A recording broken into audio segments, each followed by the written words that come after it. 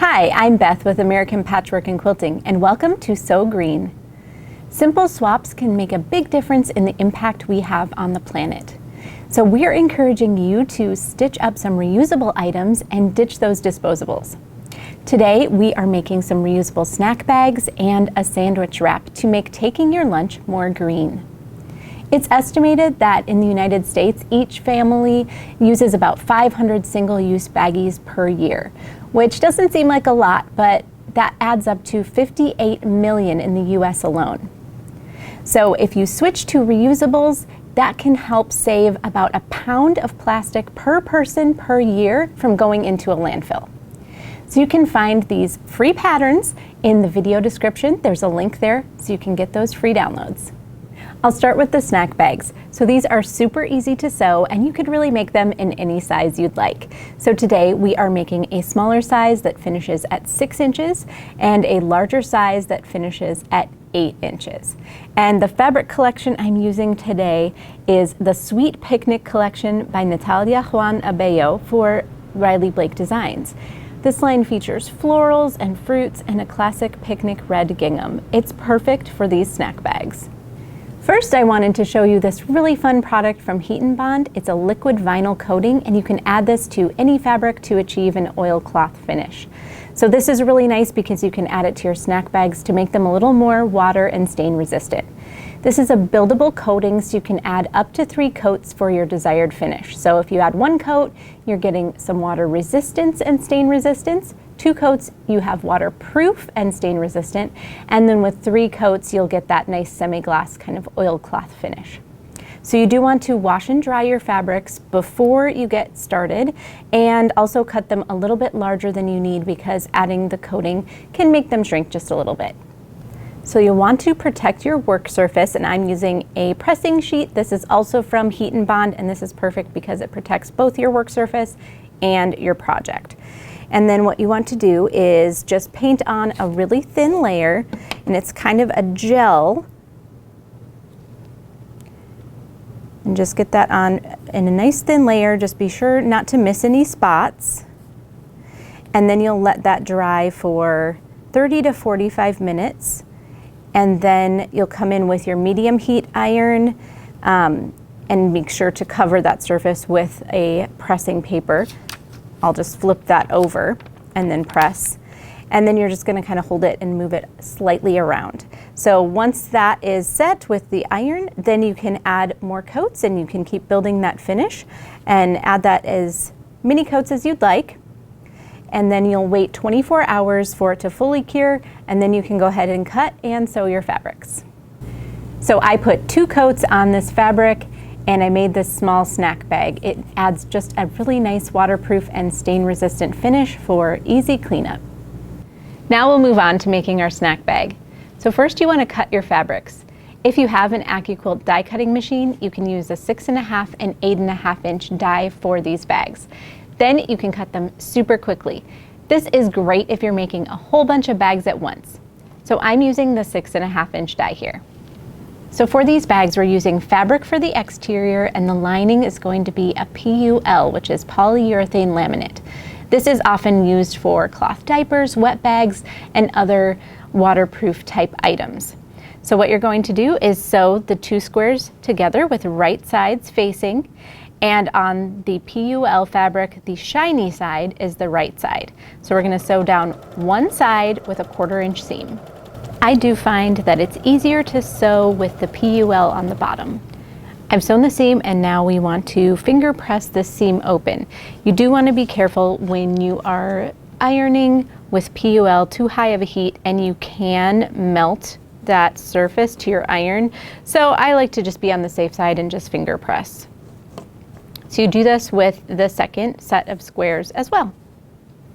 I have my squares sewn together, and now I'm going to layer the 2 rectangles with right sides together, and you want the linings touching and the exteriors touching. Going to line up my side seam here, and then to avoid putting holes in the PUL, I like to use these clips instead of pins. And then you can just add some clips all the way around, and we're going to sew all the way around the whole rectangle but we're going to leave a 2-inch opening on the lining side for turning. If you're making the smaller bag, clip the corners to reduce bulk. So just make sure you don't cut into your seam.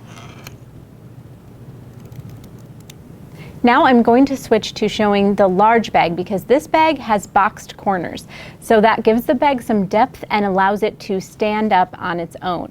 So the construction is the same as the smaller bag up to this point, but now we're going to box the corners. So you'll take one of the corners and grab each side of the fabric and pull away from each other. So that creates a triangle. And then what I like to do is just flip one of the seams in the opposite direction so then they'll nest and lay nice and flat. You just kind of have to work it until you can feel that seam kind of locked together there. And then we're going to take our ruler and measure down 1 inch from the point of the triangle, and then it's going to be a 2-inch line across that triangle. Draw that line, and then I am just going to put a clip there to hold that. Now we'll take this to the sewing machine and sew on the drawn line. I've sewn on my line and now I'm going to trim that to a 1/4 inch past that line. So take my ruler and then we're just cutting off the end of that triangle. So you'll do that on all 4 corners. I've boxed all my corners and you can see it already has more shape. So now we just need to turn this right side out through the opening that we left in the lining.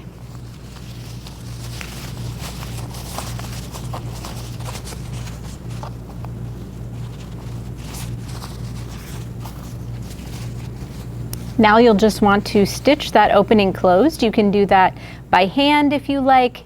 That would make a more invisible seam. I don't really mind having that seam show, so I just like to stitch this down with my machine. Next, tuck the lining into the exterior of the bag.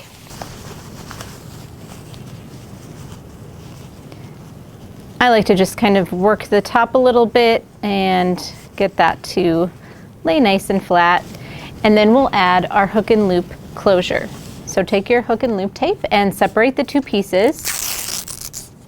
And then take one side and center it on the inside of the bag along the top. Just kind of gonna clip that in place to hold it. And then we'll stitch this on.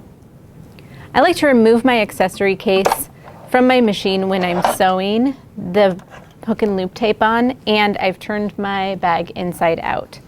So this way you're able to just put this right over your free arm, and that will allow you to stitch really nicely, at least for the first stitch. Can't do it on all sides, but this will at least get it tacked down. As you go around your hook and loop tape, you will have to kind of manipulate your bag around. And just make sure when you're doing that that you're not catching any other part of your bag as you're stitching.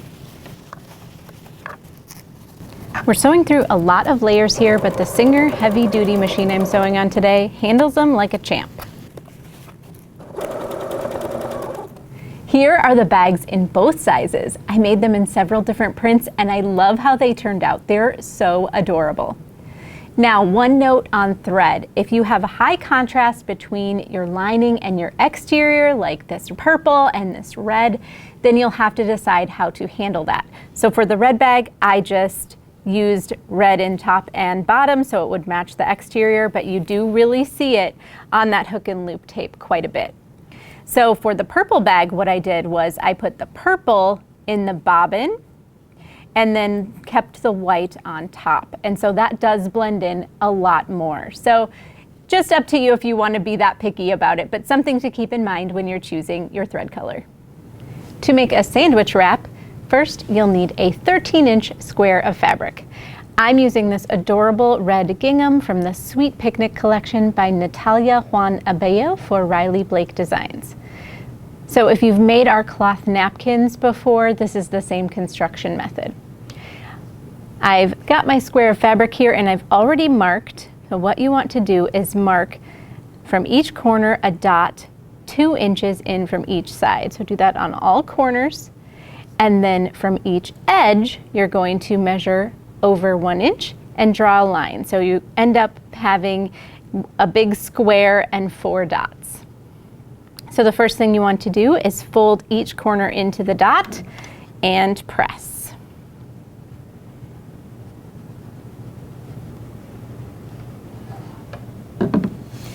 And do that on all 4 corners. Then you'll unfold each corner and trim to 1/4 inch away from the crease. Fold it back up, and then each side you're going to take the raw edge and fold it to the line and press.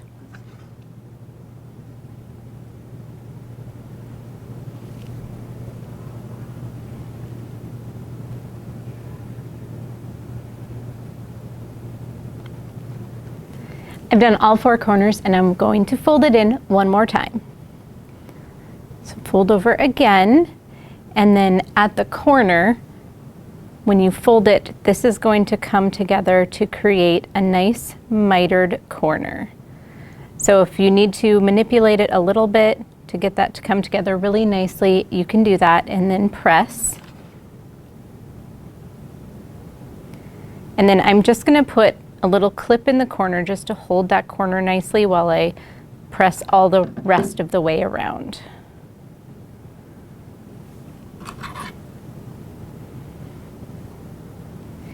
Next, we're going to add our lining fabric. For this, we're using PUL, which is polyurethane laminate, and it's a waterproof surface. So I have a 10 3/4 inch square here.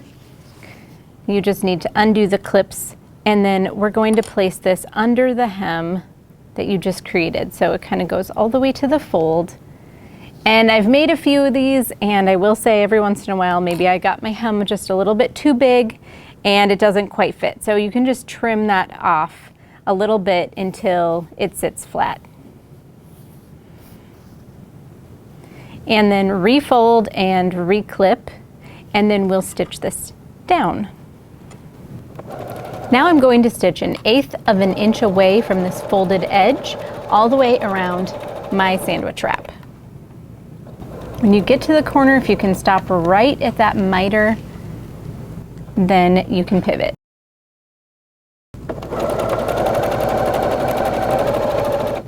I've got my stitching done, and the final step is to add some hook and loop tape so that it will hold it closed when you wrap it around your sandwich.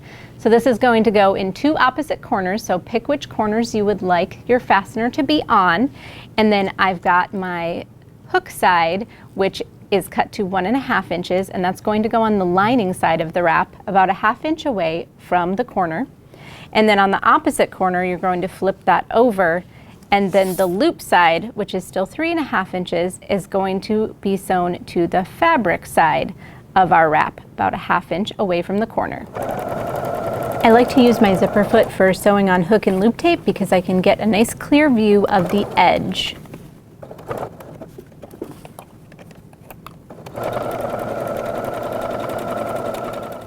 The hook and loop tape is sewn on, and now the wrap is complete. So I'll show you how this works. So I've got my little wooden sandwich here, and you just put it in the center of your wrap, fold in the sides, and then you can fold up the bottom and then secure. So the reason that the loop side is a little bit longer is that so this adjusts to the thickness of your sandwich. What I love about this project is it works as an eating surface too. So you can add, you know, some little wooden apple slices and use that as a surface. It's great for picnic tables or other places where the surface maybe wouldn't be so clean. Great for kids. That way they can keep all their mess contained in one spot. You could add some matching cloth napkins and you'll have the cutest lunch ever. So here are all of my baggies and sandwich wraps together, and they look so cute. We do recommend that you hand wash these items, so I wanted to share this countertop drying rack that I got. This works great for all of my fabric baggies, my silicone baggies, and yes, I even rinse out and reuse disposable plastic baggies too.